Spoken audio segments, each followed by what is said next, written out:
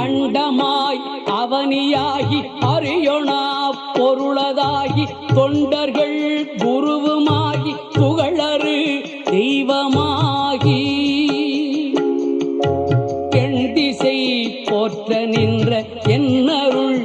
ஈசனான தென்திரள் சரவணத்தான் தினமும் என் சிரசி காக்க அண்டமாய் அவனியாகி அறியொணா பொருளதாகி தொண்டர்கள் குருவுமாகி புகழறு தெய்வமாகி எண் திசை போற்ற நின்ற என்னருள்